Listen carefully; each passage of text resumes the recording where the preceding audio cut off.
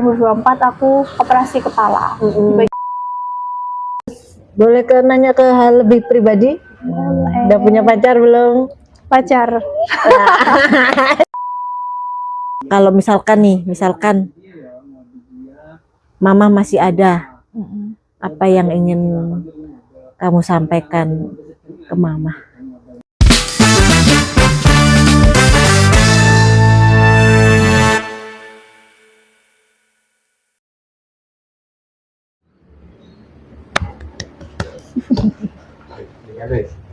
Iya. Jadi kita ngerumpi cewek-cewek ya. Iya, cewek-cewek kok. Ya. Ya, jadi halo guys, hari ini kita berjumpa lagi di Ngobrol Santai. Jadi kebetulan hari ini bertepatan dengan Hari Sumpah Pemuda, sehingga seharian ini Kanigoro TV mengikuti kegiatan Duta Pemuda perwakilan dari Pagelaran. Jadi tadi mulai jam berapa tadi? Dari pagi. Jam 3 pagi. Jam 3. Jadi tadi mulai bangun itu kegiatanmu apa aja tadi tuh? Bangun. Tadi tuh sebenarnya aku semalam tuh ketiduran, lebih tepatnya ya, bukan tidur tapi ketiduran. Dengan posisi megang laptop. Laptop ada di pangkuanku. Terus bangun tidur aku langsung siap-siap, soalnya aku belum nyiapin baju, terus konde, terus sepatu belum nyiapin. Jadi nyiapin yang dipakai buat makeup itu. Terus mandi, terus berangkat ke tempat makeup. Oh, jadi sebenarnya kemarin itu kan kita sempet briefing, maksudnya sempat koordinasi ya. Nanti malam kegiatanmu ini ya di video gini, tapi ternyata nggak sempat. lopot, lewong Jawa ngomong lopot. Jadi tadi kita terus ngikuti benar-benar dari jam 3, dari mulai dia make up, terus nungguin, jadi wis kayak uang delosor gitulah ya. Iya ya Allah. Terus habis itu nganterin ke Pendopo Malang. Kemudian di sana melaksanakan upacara Sumpah Pemuda, kegiatan ya, memperingati Hari Sumpah Pemuda. Terus setelah itu kita ke beberapa tempat untuk shoot ambil video. Jadi hari ini tuh seru banget, memang kita fokuskan untuk mengikuti kesehariannya Lili, Duta Pemuda kita. Nggak ada libur. Nggak ada jeda. Nggak ada jeda dari pagi sampai sekarang kita belum tidur. Jadi gini, saya kan kenal kamu baru mungkin beberapa minggu yang lalu ya. Betul. Jadi mungkin ada beberapa hal yang saya penasaran banget nih. Dari dari perjalanan kamu bisa sampai menjadi Duta Pemuda. Ini gimana sih gitu? Ini ngobrol santai gitu ya, ngobrol santai. Dulu kamu sekolah di mana sih? SD-nya di mana? SD aku bukan SD sih, aku tuh MI. Oh, MI. MI aku di Miftal Ulum Kanigoro. Terus MTS aku tuh pernah mondok, tapi cuma 1 tahun. Oh, mondoknya cuma 1 tahun. Tahun di Ganjar. Kenapa? Cuma 1 tahun? Karena sakit-sakitan. Oh, sakit-sakitan. Setiap bulan tuh kayak selalu sakit gitu. Jadi capek ya, yang jengukin setiap bulannya. Jadinya ya udahlah, keluar aja gitu. Mungkin karena nggak betah, tapi sebenarnya betah-betah aja. Cuma nggak tahu kenapa kok sakit-sakitan waktu itu. Terus 1 tahun keluar dari pondok, lanjut ke MTS ini, Kanigoro sendiri. MTS Kanigoro, habis itu lanjut ke SMA Negeri 1 Gondang Legi di Semanggi, Ketawang. Gitu ya. Terus untuk kegiatan sehari-harimu sama ini tuh? Jadi ya pas setelah lulus ini. Kegiatan aku hari ini akhir-akhir ini tuh ngajar. Kalau siang tuh ngajar, sama kuliah, sama mungkin duta ya. Kalau semisal ada kegiatan aja gitu sih. Kayak siang ngajar sampai jam 12:30. Terus dilanjut sama kuliah itu cuma ngerjain diskusi aja gitu, soalnya aku kuliah Zoom itu di hari Sabtu Minggu. Gitu ya. Terus boleh nanya ke hal lebih pribadi? Udah punya pacar belum? Pacar. Jadi ini bagi jomblo-jomblo ya, Pacar. yang mungkin terutama bisa warga Kanigoro Indonesia dan sekitarnya lah pokoknya. Jadi Pacar. gimana? Apakah sudah ada pandangan? Wah ini kayaknya gimana nih yo? Pacaran dulu atau enggak dulu deh? Apa gimana gitu? Kalau Pacar sekarang itu lebih ke apa ya? untuk penyemangat gitu lah, maksudnya untuk Penyemangat. ada yang bangunin Oh. gitu nggak sih? Mau tidur dulu ya say gitu gitu. Kalau mau bangun tidur udah bangun belum? Kan minimal ada gitu-gitu lah. Ada nggak? Kalau kayak buat ngingetin cepet tidur atau apa itu kayak nggak ada ya, tapi ada sing kayak mengisi hari. Asik mengisi hari. Tapi baru ini. Kawan-kawan nggak ada. Tapi untuk target berumah tangga atau menikah masih belum ya? Belum. Nggak pengen sampai situ sih Mas Jan ya. Masih Nggak. pengen Menikmati masa muda. menikmati masa muda, jadi kayak meniti karir dulu lah ya, sampai di mana nih langkahku gitu ya. Tuh.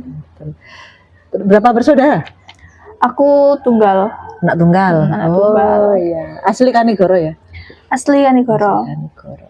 Oh, asli Kanigoro guys. Jadi ini memang Pribumi. pemudi inspiratif yang asli Kanigoro. Terus untuk ini maaf ya, untuk di rumah mungkin tinggal sama siapa? Kalau untuk saat ini aku tinggal itu berdua sama nenek aja di rumah. Aku sama nenek, tapi lingkungan rumah aku itu dikelilingin sama saudara-saudara. Jadi kayak rumah nenek aku sebelahnya itu rumah bude-bude, terus belakang rumah bude, belakangnya rumah bude, terus belakangnya bude. Jadi kayak lingkungannya tuh rumah nenek tuh dikelilingin sama keluarga juga, nggak yang mencar-mencar jauh gitu, enggak.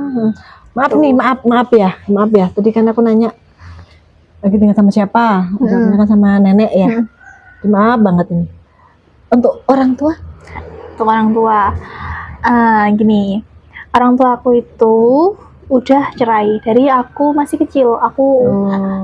Aku di umur berapa ya? 6 atau 7 tahun.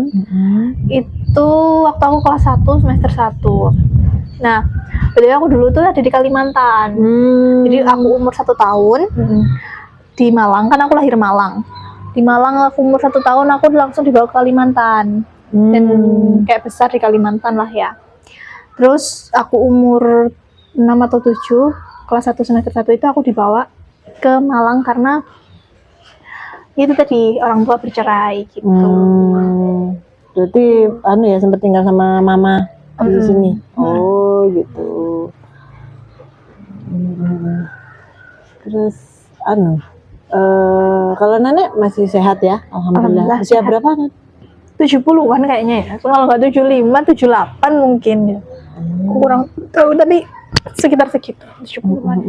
Tapi kamu hebat loh, maksudnya dengan seusia segini terus orang cewek juga itu apa ya, bisa fight lah, maksudnya menghadapi kerasnya dunia di zaman sekarang ya, dari segi pergaulan, dari segi pertemanan juga. Itu kan bener-bener yang ya, saya nggak bilang anak pemuda zaman sekarang itu nggak baik, nggak. Maksudnya itu dengan latar belakang kamu yang sendiri, terus bukan korban sih, maksudnya broken home lah broken ya. home. Tapi sekarang maksudnya udah berdamai kan dengan keadaan yang sekarang. Makanya kamu sekarang bisa melambung sehingga menjadi seorang duta pemuda yang menurut saya itu cukup menginspirasi. Saya pribadi ya, saya sendiri sangat terinspirasi dari kamu, seorang cewek, terus sudah tidak tinggal bersama orang tua, hanya berdua sama nenek, tapi bisa sampai bisa bertahan sampai detik ini dan meraih suatu prestasi yang luar biasa, yang menurut saya itu tidak mudah gitu. Gak semua orang bisa melewati seperti itu. Gitu. Malah aku sebenarnya tuh juga alhamdulillah banget ada di posisi sekarang ya.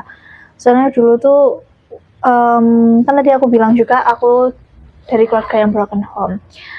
Tapi nggak sampai situ aja. Aku broken home, tetapi aku di umur 17 tahun. Di umur 17 tahun kemarin aku ditinggal sama mama aku. Jadi aku besar dari keluarga yang broken home, tapi di saat usiaku yang mau menentukan arah hidup, terus bimbingan hidup yang lainnya, aku ternyata ditinggal sama mama aku dengan posisi ayahku yang jauh juga. Ayahku ada di Trenggalek sana. Tuh, maaf, mama sakit atau bagaimana? Mama sakit kanker apa ya, itu dari kista katanya gitu, dan itu udah menyebar kemana-mana gitu. Gitu. Apa mungkin sebelumnya mama itu nggak pernah ngeluh, nggak pernah merasakan gitu posisi sakit itu, atau memang nggak dirasa atau bagaimana? Mama ini tuh tipe orang yang apa ya, kalau sakitnya itu nggak yang sampai bikin dia tumbang sampai ngerasa lemes sampai kayak aduh kayak aku harus istirahat gitu. Beliau nggak mau, beliau itu bakalan terus beraktivitas gitu. Jadi apa ya, tipe orang yang sakitnya tuh nggak dirasa gitu. Apa ya, menyepelekan penyakit gitu loh, bisa dibilang bahasa kasarnya tuh kayak gitu, menyepelekan penyakit gitu. Itu kalau kerasanya itu sudah berapa lama yang sakit itu? Kerasanya itu waktu itu meninggalnya mama kan di tahun 2024. Tahun 2024 itu ujian aku tuh, wah ya Allah, dari awal tahun sampai akhir tahun itu ujian terus. Di tahun 2023 mama itu berangkat ke luar negeri, ke Singapura buat kerja. Nah di situ dapat 2 bulan kerja. Mama kan berangkat dengan posisi dengan badan itu gemuk, berisi seger lah. Tapi ketika di Singapura dapat 2 bulan, berat badan mama itu turun drastis, langsung benar-benar drastis banget, dan kayak kelihatan gitu loh secara fisik kalau beliau ini langsung kurus gitu. Terus ditanyain sama bosnya kenapa gini, terus diperiksain, ternyata mama sakit dan ya udah disuruh pulang, suruh berobat di Indonesia aja gitu kan. Mama berobat di rumah sakit Indonesia di Hasta. Itu tuh angkat rahim. Berarti itu sudah ada vonis gitu ya? Karena mama itu mudanya suka makan pedes gitu. Makan pedes ini kayak ya udahlah kayak makanan pedes lah ya, yang kurang sehat gitu lah ya. Angkat rahim karena dikira tuh mungkin ini kanker. Dokter udah mengira ini tuh kanker, tapi nggak tahu kankernya tuh letaknya di mana. Jadi kayak kemungkinan dokter itu ngiranya di rahim gitu kan. Ya udah, kita ambil angkat rahim. Mama operasi angkat rahim. Setelah operasi angkat rahim, rahimnya kan dikasihkan lagi ke dokter buat diuji lab. Kita nunggu hasil uji lab, dan ternyata setelah hasil uji lab keluar, hasilnya itu rahim mama nggak kenapa-napa, subur-subur aja malah. Tetapi di sini tuh anehnya tuh setiap mama tes pack, soalnya kan dikiranya tuh awalnya hamil, tapi sedangkan mama kan belum nggak nikah, nggak punya suami gitu kan. Terus hamil dari mana? Tapi hasilnya tuh positif. Terus ya udahlah, angkat rahim aja gitu. Orang mama nggak hamil, kalau misalnya orang hamil rahim diangkat kan nggak bisa ya. Jadi diangkat rahimnya.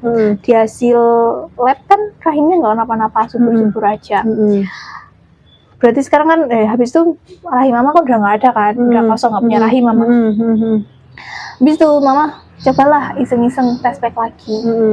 Kalau dari secara logika rahim udah nggak ada, tapi kenapa kok bisa positif di hasil tes pack itu gitu.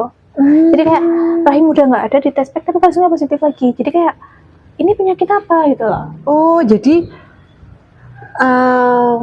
pakai tes pack itu juga dicoba setelah rahimnya diangkat. Dan itu hasilnya positif. Gitu. Dan itu dari aku bilang tadi, mama itu tipe orang yang sakitnya nggak dirasa, menyepelekan penyakit banget.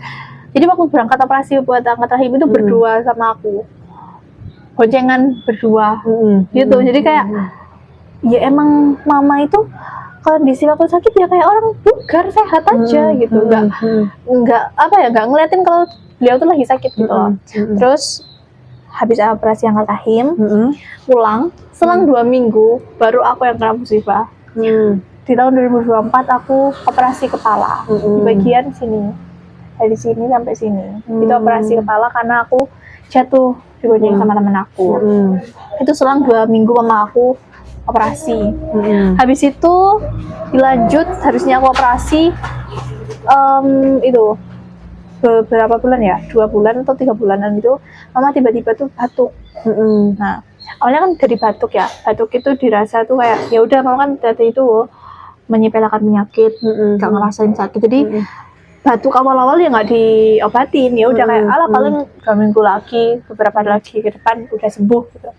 Nah tapi ternyata batuk itu tuh berjalan sampai berapa bulan, 3 bulanan atau enggak 2 bulanan.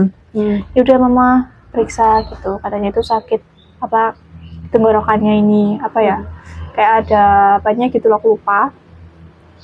Terus tapi lama kelamaan udah kan itu udah diobatin ya, lama kelamaan kok sampai bikin sesak juga gitu kan. Bawalah ke panggung, katanya itu infeksi paru-paru.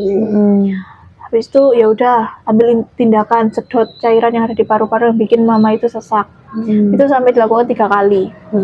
Tapi memang tetap sesak sampai di bulan Oktober. Singkat cerita, di bulan Oktober mama September Oktober mama itu bolak-balik rumah sakit sama aku sampai 2 kali, dan itu yang nemenin aku juga sama nenek juga. Itu tuh kan udah angkat sedot cairan yang bikin sesak itu sampai 3 kali kan.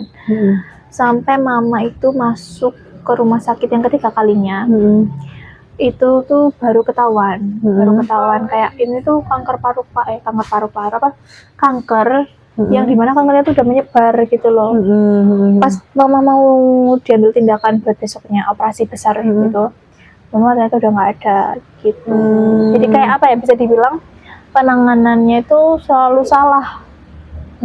Cuma bisa dikira-kira aja. Dan jadi awal perkiraan diagnosa dokter ini dilakukan tindakan ternyata tidak kenapa-napa gitu ya. Gitu.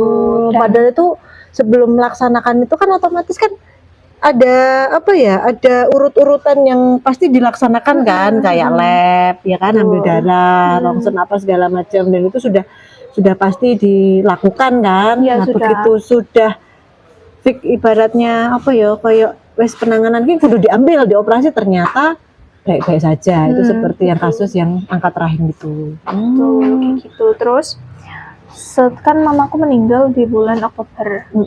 Sebelum mamaku itu tuh bibi aku. Jadi waktu mama aku sakit-sakitan itu bolak-balik rumah sakit, ada bude aku juga yang bolak-balik masuk rumah sakit. Jadi dalam satu keluarga itu yang sakit 2 orang dengan kondisi yang parah-parah semua gitu loh.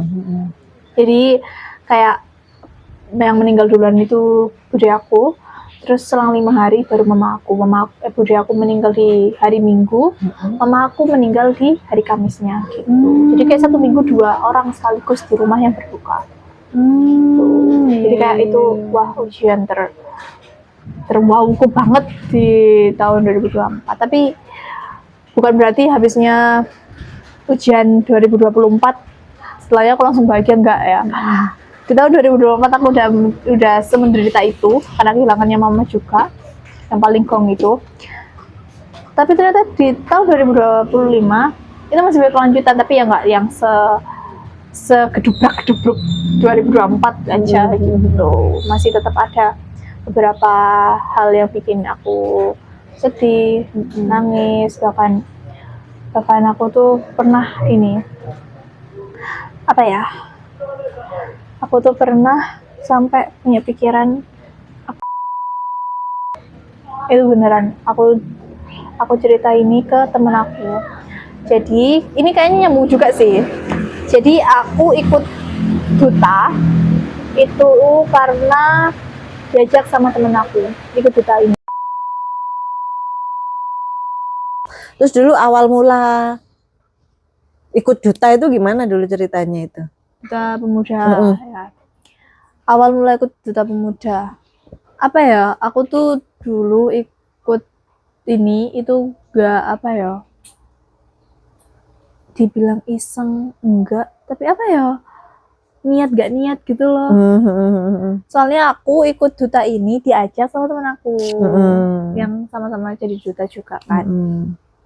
Waktu itu kita berdua, aku sama temanku ini tuh apa ya, lagi sama-sama gabutnya. Soalnya kita berdua kan satu angkatan, jadi sama-sama fresh graduate yang kesibukannya tuh belum padat. Kayak Bingung meh ngapain gitu. jadi kayak kehidupan kegiatan kita tuh dulunya di rumah aja gitu. Soalnya ya emang fresh graduate dan cari info loker waktu itu susah banget gitu loh. Kita udah apply loker kemana-mana tapi ya nggak ada panggilan. Kalaupun ada tuh pasti gantung gitu lah hasilnya kan. Nah waktu itu juga aku ketepatan lagi ada masalah juga. Wah itu masalah A B C D sampai Z ya, kayak ya Allah itu ada masalah. Karena masalah itu juga aku kayaknya masuk ini ikut duta ini tuh itu sih pelarian, bukan pelarian. Apa yo? Ikut duta ini tuh ya itu tadi ya cuma meskipun pelarian tapi pelarian yang positif lah gitu loh. Pelariannya lebih ke positif lah ya. ikut ini kan lagi ada masalah. Terus habis itu temenku ini yang ngajak aku ini tuh tiba-tiba dia tuh ngirimin poster apa ya, kayak postingannya pemilihan duta pemuda kan. Awalnya tuh udah lewat di Instagram aku, tapi aku scroll karena aku belum minat gitu kan. Aku cuma baca-baca, habis itu scroll. Itu pun main bacanya cuma separuh. Terus aku scroll. Selang beberapa hari kemudian 2 atau berapa harinya gitu, temanku ini tiba-tiba nge-share itu di postingan pemilihan duta pemuda tahun 2025. Terus apa? Bla bla bla jebret. Dia bilang, "Ayo ikut gitu. Gak usah apa berharap menang atau apa gitu. Nambah-nambah pengalaman aja sama belajar. Lumayan loh kalau jadi apa kalau lolos finalis nanti dapat pembelajaran tentang apa table manners, catwalk, terus apalagi banyak sih waktu itu ya. Aku lupa juga posternya apa aja gitu. Dia bilang gitu kan. Terus aku waktu itu aku nggak mau Masian. Aku kayak, duh aku takut soalnya aku tuh takut apa ya? Aku tuh dulu takut soalnya dulu tuh pernah pengalaman ikut pemilihan duta juga, tapi lingkupnya aku itu kan sekolah yang dulu, dan itu kan nggak lolos gitu kan. Dan sekarang dan awal-awal waktu kan apa duta muda kan lingkupnya yang besar gitu ya, udah bukan sekolah lagi. Aku tuh masih ragu-ragu mau kayak ikut apa enggak gitu kan. Terus aku sempat nolak buat kayak ikut gitu kan. Nah aku nggak ikut, ya udahlah, temenku nggak bahas lagi. Kita ya udah bahas-bahas ngobrol yang lainnya gitu kan. Terus itu tadi kan barengan sama masalah ya. Masalah itu waktu itu lagi banyak banget, pikiranku lagi wah, aku diserang-serang terus sama pikiranku sendiri. Karena aku itu tipe orang yang selalu mikirkan masalah gitu loh. Bukan mikirkan masalah, selalu kepikiran gitu loh. Entah itu masalah, entah itu apa gitu. Apalagi tugas, aduh, ikuis pasti kepikiran terus ya. Karena waktu itu masalahnya menurut aku sampai bikin aku drop banget gitu kan ya. Sampai aku harus apa selalu buka YouTube habisnya saat maghrib itu buat kayak reminder lah, kayak aku nyari tahu kayak aku nih salah apa enggak sih sebenarnya, aku gini, aku selalu bertanya-tanya kan di pikiranku. Jadi kayak bisa dibilang waktu itu pikiranku rusak sendiri karena mental aku rusak karena pikiranku sendiri yang jadi terpenjara dengan pikiran dan perasaan gitu ya, jadi kayak apa ya, aku bener nggak, aku salah nggak gitu ya. Betul. Dan aku tuh ya pernah sampai cerita-cerita ke teman-teman juga, nggak semua teman sih, kayak 1-2 temanku gitu kan tentang masalah aku yang kemarin tuh. Mereka bilang tuh kayak nggak usah terlalu dipikirin, tapi akunya nggak bisa, soalnya aku tipe orang yang selalu mikirkan itu gitu loh. Sampai kalau aku belum nemuin titik terangnya, aku nggak bakalan berhenti buat mikirin gitu kan. Jadi kayak terbelenggu gitu, terkekang gitu sama pikiran sendiri. Habis itu waktu itu udah stres banget, aku ya udahlah iseng nanyain lagi ke temanku kayak ayo ikut. Terus habis itu dia bilang kayak ya udah ayo ikut aja, tapi nggak usah berharap buat menang, ikut buat apa belajar aja gitu, dan ternyata malah relasi gitu. Alhamdulillah. Ternyata malah. Nah, jadi kemarin pas grand final di posisi berapa? Top 4 yang runner up satu. Top 4 yang Wakil runner up 1. duta satu. Oh, keren. Alhamdulillah. Ya, oh iya. Dengan kondisi kamu yang sekarang ini, saya lihat kan sudah bangkit dan kamu alhamdulillah bisa membuktikan bahwa perjuanganmu selama ini tuh tidak sia-sia, dan menurutku ya perjuangan yang luar biasa dengan hasil yang luar biasa. Jadi kalau misalkan Mama masih ada, apa yang ingin kamu sampaikan ke Mama? Apa yang aku sampaikan ke Mama, ini sih, aku bakalan bilang kalau Mama, aku tuh sekarang udah bisa kayak gini loh, kayak Mama, aku udah bisa sepedaan sendiri, karena dulu aku adalah anak yang selalu apa-apa diantar sama Mama, apalagi setelah aku operasi. Jangan jatuh dari motor dulu, tergantung jadi kayak sama Mama. Mama, aku udah bisa sepeda motoran sendiri, aku udah bisa kemana-mana sendiri, terus aku juga udah bisa cari uang sendiri, aku udah bisa menghidupi diri aku sendiri, aku udah nggak minta-minta ke siapapun lagi gitu. Mungkin kalau aku minta udah nggak kayak dulu lagi gitu. Terus aku bakal bilang juga kalau Mama masih ada di sini, mungkin kayak Mama tetap doain aku ya, gimana pun juga, walaupun ragaku sama Mama udah beda alamnya, Mama tuh pasti bakalan tetap ada sama aku walaupun kita jauh. Terus aku bilang kayak kalau aku sayang banget sama Mama, nggak ada yang bisa gantiin Mama, walaupun aku sekarang pasti udah punya Mama tiri, tapi gimana pun juga orang lain tuh beda sama Mama aku. Mama aku tetap Mama aku, kan emang aku sama Mama aku tuh sama banget dari muka, kita hampir sama, mirip. Terus sikap, sifat, makanan, kesukaan itu kita sama, jadi kayak duplikat banget lah ya. Aku ini duplikat Mama, jadi kayak aku tuh sempat bilang kayak waktu sama itu aku kan juga sampai di posisi emang aku capek loh, dan kayak aku sampai cerita ke temanku yang ngajak ikut duta ini tuh bilang kayak aku capek, aku gak tahu hidup tuh kemana, kayak aku hidup buat siapa sih, aku lulus gak punya siapa-siapa lagi gitu loh yang harus aku jadiin tujuan hidup aku gitu, buat tunjukin kalau aku tuh sukses gitu loh, aku tuh bisa gitu loh. Terus jadi kayak sebenarnya yang masalah tadi juga itu apa ya, aku juga kalau masih tak inget tuh kadang juga masih mikir kayak ini salahnya siapa gitu kan ya. Ya udahlah, udah amat aja gitu. Jadi kayak buat teman-teman juga tuh apa ya, remaja itu fase dimana kita tuh udah kenal yang namanya media sosial, kita tuh udah puber, kita udah kenal yang namanya cinta, kita udah kenal yang namanya apa ya, semuanya lah, kita tuh udah di fase-fase penasaran akan dunia yang lain, kayak entah itu cinta, cowok cantik ganteng, gitu tuh udah banyak lah.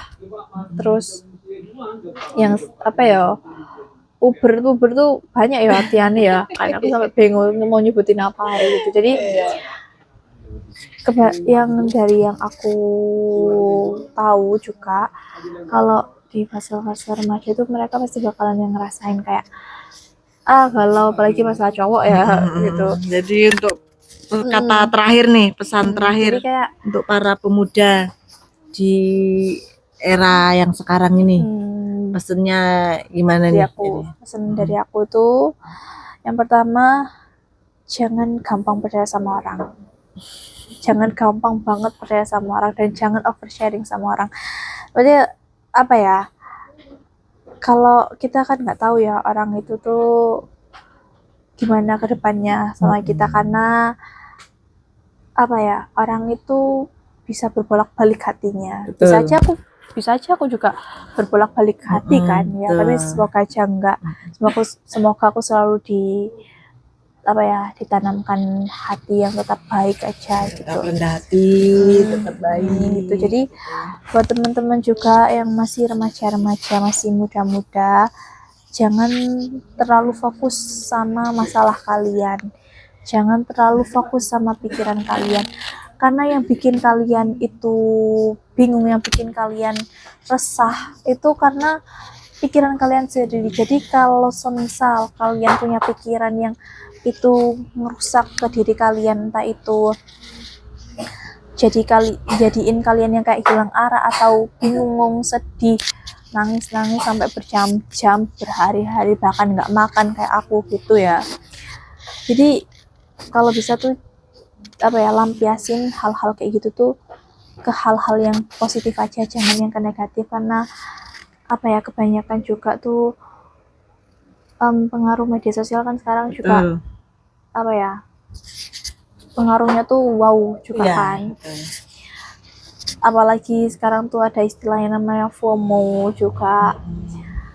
Aku tuh udah kayak takut gitu kalau misal FOMO. Jadi kayak kalau bisa jangan ikut-ikutan FOMO kayak gitu ya, apalagi FOMO di hal-hal yang negatif, entah itu kalau kalian lagi ngerasa lagi hancur gitu ya, pokoknya tetap fight lah. Kalau kalian lagi ngerasa hancur gitu ya, jangan sesekali ikut tren-tren FOMO yang alay-alay, yang negatif, entah itu tiba-tiba kalian barcode terus apalah itulah, minum-minuman keras jangan, sumpah ya, minum-minuman keras, narkoba, terus merusak diri, apapun itu, jangan jadiin kegiatan tersebut sebagai pelampiasan. Banyak hal positif yang bisa kalian lakukan, entah itu kalian ngelakuin hobi yang kalian suka. Kalau misalnya kalian nggak punya hobi, biasanya tuh bingung ya, kayak hobinya apa gitu, makanya olahraga, jogging itu paling gampang lah ya, minimal lari, jogging itu kan bisa betul, merefresh otak gitu. Betul. Jalan-jalan lihat pemandangan, nggak ada budget, ke sawah, sawah mancing, kan mancing, layangan, saya bisa. Tidak perlu modal besar, ya kan? Kalau misalkan kayak gini kan harus keluar dana besar, belum lagi nanti akibat yang ditimbulkan bisa jadi akhirnya berantem. Kalau yang lebih ke positif ya kayak tadi, misalkan lebih minim budget ya, jalan-jalan ke sawah, terus atau banyak lah, tergantung kita cara mengambil sikapnya seperti itu. Kalau misal males kemana-mana dengerin musik gitu, kalian suka musik apa ya, dangdut, terus pop, K-pop, dangdut, apa lagi, India, pokoknya semua jenggodreng gitu ya. DJ kalian suka wis. Ini jangan pernah lampiasin jangan pernah melampiaskan apapun yang kalian pikirkan, kalian sumpah stres atau apa itu ke hal-hal yang negatif, jangan pernah sekalipun, karena itu hasilnya bakalan bikin kalian nyesel. Apalagi sebenarnya cerita-cerita oversharing itu, sebenarnya oversharing tuh antara boleh dan tidak ya. Jadi kayak maksudnya kalian tuh kalau lagi ada masalah juga, stres tuh usahain cerita, jangan dipendam sendiri gitu. Tapi pilih-pilihlah dalam mau cerita tuh ke siapa gitu loh. Jangan sampai sikap. Jangan sampai salah pilih orang buat cerita, karena hasilnya tuh juga bisa ke hal yang negatif. Gitu. Oke. Terakhir ini ya, guys, para pemuda-pemudi setanah air. Kata-kata hari ini, kata penutup buat hari ini. Ya, kata-kata hari ini apa ya? Mikir ya. Tetap semangat. Bukan.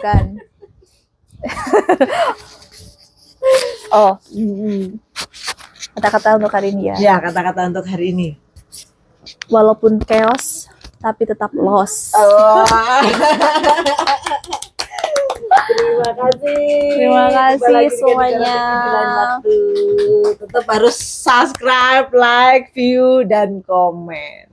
Karena channel ini kita dedikasikan untuk anak yatim dan duafa. Oke, terima kasih banyak. See you.